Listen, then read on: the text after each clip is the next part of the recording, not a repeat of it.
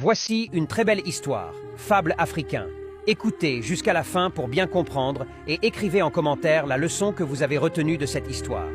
Il était une fois, dans un village lointain, un roi appelé Noumanké. Dans ce village vivait un roi appelé Noumanké.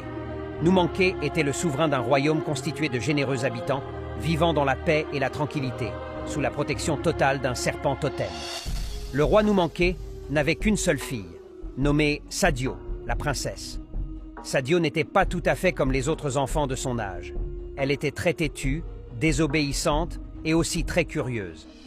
Désespéré par le comportement de sa fille, le roi fit appel à tous les sorciers de son village et même des villages voisins afin de trouver une solution pour changer le comportement de sa fille. Mais hélas, tout cela ne servit à rien, car aucun d'eux ne put changer le comportement de la princesse Sadio.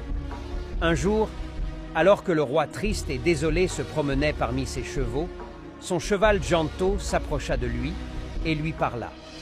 Janto était un cheval qui savait parler la langue des humains. Il proposa au roi une solution pour changer le comportement de la princesse. Le roi accepta avec méfiance. « Mais comment, Janto ? Je t'écoute. » « Aucun guérisseur ou féticheur ne saurait changer le comportement de votre fille, » dit Janto. « Ce changement réside en elle-même. Pour cela, demain, j'irai seul me promener avec elle dans la forêt des deux chemins et vous verrez la suite, mon roi. »« D'accord, Janto, » dit le roi, « mais fais très attention. L'un des deux chemins est très dangereux. Je sais, c'est celui de gauche.